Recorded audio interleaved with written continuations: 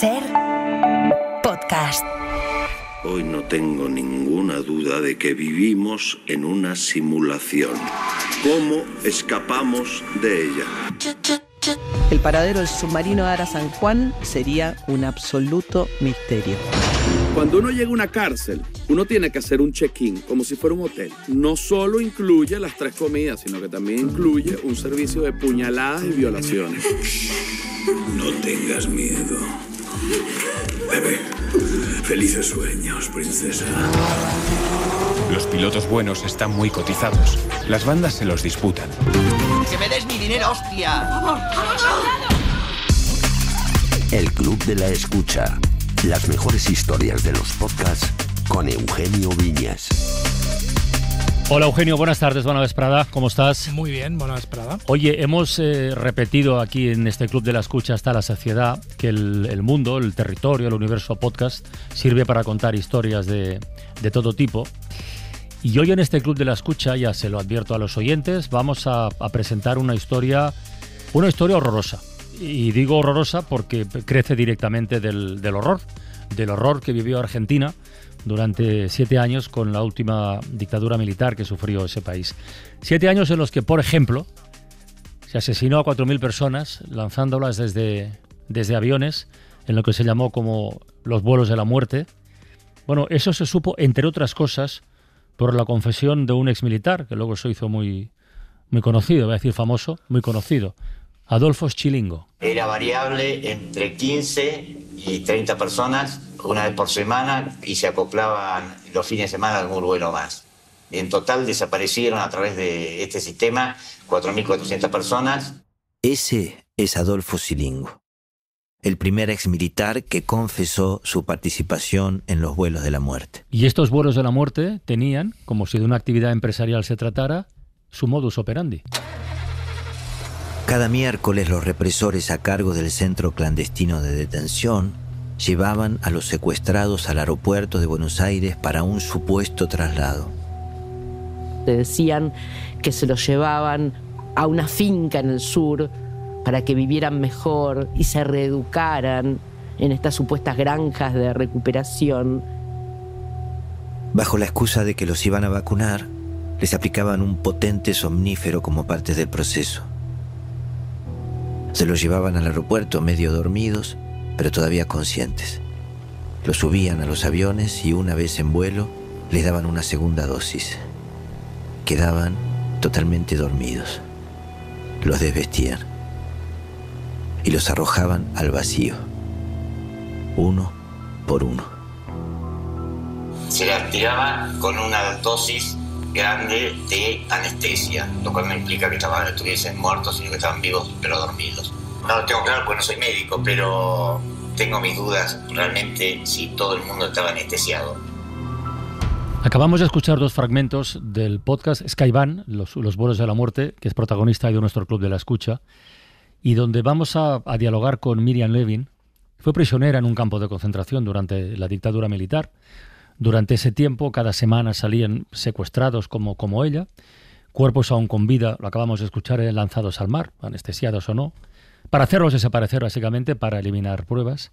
Bueno, pues 30 años después, como periodista que es, de investigación, junto a un fotógrafo italiano que se emperró en seguir la pista de esta historia, han conseguido dar con algunos de los pilotos responsables de los vuelos de la muerte y al menos intentarlo, no sé si conseguirlo, buscar justicia. Son las 10:41 de la mañana en Buenos Aires. Saludamos a Miriam Levin. Miriam, buenos días, buenas tardes desde España. ¿Qué tal? Son las 13:41. Las 13. Sería... la 1, no, las 10, la 1. Joder, cómo tengo la cabeza yo con la hora. Oye, no sé por dónde empezar, la verdad. Bueno, podemos empezar por el principio. En mi adolescencia había un enorme movimiento de participación política, estudiantil, sindical en la Argentina. Yo me sumé a ese movimiento. Como tal, la dictadura, y hay que decirlo con todas las letras, ya en las últimas épocas de Isabel Perón había represión, pero la gente no desaparecía para siempre. Lo que cambió a partir del 24 de marzo del 76 es que la gente que antes aparecía a partir de una semana, 2 semanas, algunos reaparecían con signos de torturas, de haber sido duramente interrogado, ya no aparecía más. Y esto de los vuelos de la muerte es algo que se inventaron los militares, los represores, para borrar todas las pruebas de la crueldad. Es decir, hacían desaparecer los cuerpos de los desaparecidos, para que nadie pudiera encontrarlos, para que su familia ni siquiera tuviera el derecho de darles una sepultura digna. Yo fui secuestrada en mayo del 77, a mis 19 años.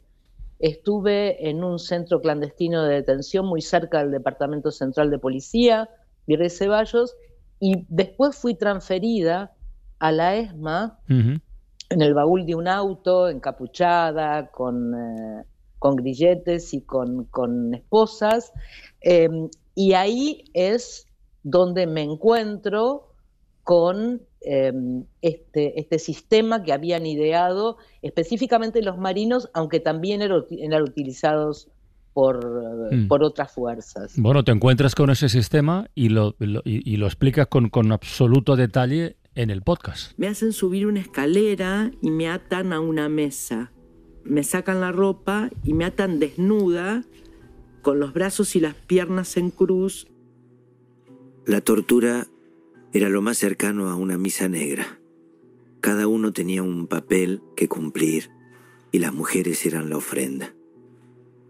Y ahí yo veo una cara que nunca me voy a olvidar, un hombre calvo, delgado, de unos 30 y pico de años, con ojos verdes, gélidos, de hielo. Me dijo: Miriam, mírame bien, yo soy el responsable de tu vida y de tu muerte. Empezaron con una bolsa de plástico, me la ponían en la cara hasta que me asfixiaba y después la soltaban. Yo paradójicamente pensaba: no me van a matar ahora, porque lo que quieren es sacarme información. Y después de gritos e insultos, los militares procedieron con el siguiente paso de su libreto. La picana eléctrica hace un chirrido insoportable. Genera terror, porque el dolor, además acentuado porque te salpican con agua, y utilizan zonas para aplicártela que son zonas húmedas, es decir, los ojos, las encías, la vagina, los pezones. Te arqueas de manera insoportable con el pasaje de la corriente eléctrica y no podés pensar. Yo sentí que me salía de mi cuerpo y que estaba suspendida mirando la escena desde afuera en una esquina del cielo raso de la habitación. La tortura era el eje sobre el que giraba la vida en el campo de concentración. Era el mecanismo para sacar información. Algunos daban los nombres o la ubicación de sus compañeros buscando salvarse.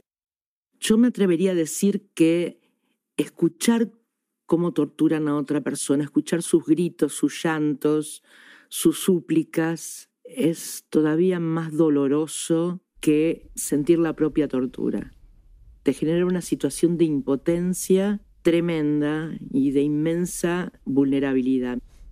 Lo relevante de Skyvan, los vuelos de la muerte, de este testimonio, y estamos escuchando aquí a Miriam narrarlo en primera persona, es desde dónde se cuenta esta historia y la sagacidad con la que lo hace. Y voy a poner un poco más voy a extenderme en esto. El otro día en una conferencia, Leila Guerriero, cuyo último libro es La llamada, que además es la historia de Silvia, y resuena todo esto además precisamente con la historia de Skyvan, ¿no? Esa historia de montoneros y de la dictadura militar de Videla. Le preguntaba a personas del público el otro día en una conferencia en Valencia cómo podíamos estar en esa conferencia hablando de cosas muy interesantes, pero pasar por alto el horror que está ocurriendo en Palestina. Y decía Leila que en realidad lo que echaba de menos, la autocrítica que puede hacer a los medios es ser más sagaces o más afilados a la hora de contar algo, porque enseguida nos acostumbramos, ¿no?, a que los titulares nos pasen por encima. Lo que hace este podcast, Skyvan, los vuelos de la muerte, es precisamente tiene esa narrativa y esa capacidad de llevarnos a una historia de la que hace décadas, pero lo hace a través de este relato de Miriam, y ella, y esto te lo quería preguntar yo a ti, Miriam, tiene que hacer un ejercicio increíble, porque ella ya era, cuando decide empezar con este proyecto, una periodista de investigación muy reconocida en Argentina, y entonces Miriam, tienes que asomarte a quizá el único tema al que no te habías atrevido a asomarte porque era demasiado en primera persona. Ahora que ya estás viendo el feedback que hay detrás de este proyecto, de este podcast que creo que está funcionando a las mil maravillas, ¿cómo te sientes después de haberte atrevido y haber convertido esto en toda esta realidad? Bueno, durante mucho tiempo, cuando yo empecé a trabajar como cronista de uno de los principales noticieros de la Argentina, del Canal 13, Telenoche, me había puesto como límite no participar en ninguna cobertura periodística que tuviera que ver con temáticas que me atravesaran emocionalmente.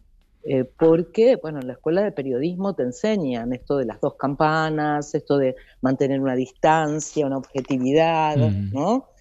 Y yo sentía que si me cruzaba en mi cobertura durante la vigencia de las leyes del perdón, sobre todo esos 20 años en que la Argentina se paralizaron los juicios después del juicio a la Junta, ¿no? Y nos cruzábamos en juzgados, pero también en la calle con represores, yo sentía que no iba a poder mantenerme serena. De hecho, una vez me crucé con Videla tomando la comunión en una capilla, me mandaron a hacer esa cobertura por error y yo sentí que no podía soportarlo. Una vez fui a un taller de toma de decisiones éticas bajo presión en los Estados Unidos, en un instituto de formación de periodistas, y allí el profesor de ética pidió que planteáramos algún caso que se nos hubiera cruzado, y cuando yo dije que había sido secuestrada por la dictadura y que yo sentía que no podía hacer esas coberturas, imagínense las caras de mis colegas que venían de otros países del mundo y algunos estados de los Estados Unidos, ¿no? Entonces, mi respuesta fue la que me abrió el camino a ocuparme de esos temas. El profesor me dijo, al contrario, hay situaciones en las que no hay dos lados que se deben abordar. Por ejemplo, la del nazismo. Hay un solo lado, el del bien, que es el que tenemos que cubrir. Más allá de la discusión ética acerca de si hubiéramos entrevistado a Hitler o a Goering, etc. Pero él lo que me decía es que yo, al contrario, estaba dotada especialmente de una sensibilidad que me permitía abordar estas temáticas con una profundidad y con un conocimiento que no tenían otros colegas. Y ahí empecé, y así fue como cuando un periodista, un fotoperiodista, un fotoreportero italiano, Giancarlo Geraudo, viene y me hace esta pregunta, me interpela y me dice, ¿alguna vez pensaste dónde están los aviones de los vuelos de la muerte? Yo, que era sobreviviente de un campo y que había sido testigo de cómo se llevaban a mis camaradas, generalmente los miércoles por la noche, en estos, entre comillas, traslados, que en realidad eran asesinatos, no supe qué contestarle. Le dije, pero si son objetos, ¿para qué puede servir? Y él me contestó, pueden servir para identificar a los pilotos de los vuelos de la muerte. Claro, y para acabarte a mí me pareció un delirio en ese momento. Sí, pero un exceso de optimismo. Hay que contar que para acabar de convencer a Miriam, lo que hace Giancarlo Geraudo es ponerle encima de la mesa, antes escuchábamos la voz confesando de Adolfo Schellingo, pues le pone sobre la mesa un libro que se publicó, pero del que había muy pocas referencias. Si conseguían dar con los aviones de los vuelos de la muerte, entonces quizás existía la posibilidad también de encontrar a los pilotos asesinos. Miriam pensó unos segundos en silencio, pero Giancarlo se adelantó. Sacó de su mochila un libro y lo puso sobre la mesa. Me dijo que era un libro de Adolfo Schellingo. Un texto poco difundido donde detalla su participación en la dictadura. Se habían editado muy pocos ejemplares e inexplicablemente Giancarlo tenía uno. Tenía uno, y una de las claves de esta historia efectivamente estaba en seguir, en identificar los modelos de avión. Schellingo decía claramente en el libro que se habían usado para los vuelos 2 tipos de avión, los Electra y los Skyvan. Electra y Skyvan, 2 modelos de aviones que expulsaban cuerpos dormidos al turbulento Río de la Plata.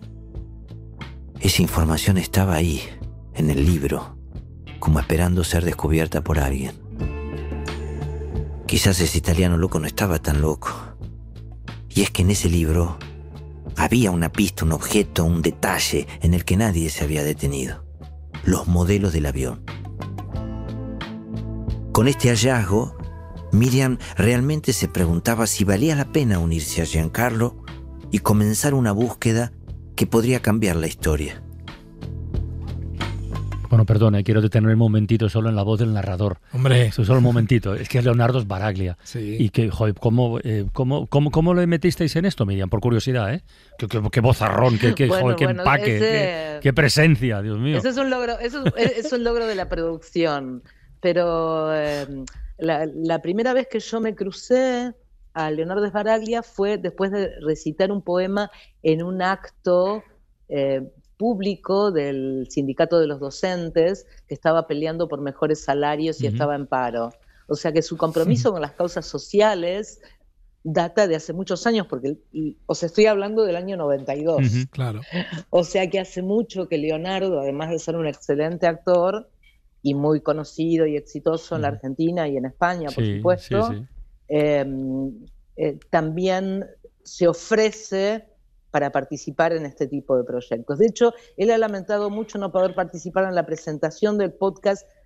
Dijo que está en España y que vuelve a la Argentina alrededor de noviembre, diciembre, y ahí pensamos hacer un relanzamiento con él. Bueno, a nosotros nos ha encantado. Es una parte fundamental. Desde luego. Sí, porque es un podcast, yo diría que austero en la forma. Es decir, pero cuenta... Pero hay tanto trabajo detrás. Sí, claro. Que cuando has hecho guiones te das cuenta, Exacto. Pero efectivamente es austero en la forma. Pero es que no necesita nada más. Claro. Necesita contarse esa historia y que llegue, y estamos encantados de haberlo traído al Club de la Escucha. Miriam Levin, un abrazo muy grande desde España. Ya sé que ahora son las 10:50, no, la 1:55 en Buenos Aires. Esta vez casi acerté. Cuídate mucho y un abrazo muy grande, ¿eh? Un abrazo a ustedes y muchas gracias. Para no perderte ningún episodio, síguenos en la aplicación o la web de la SER, Podium Podcast o tu plataforma de audio favorita.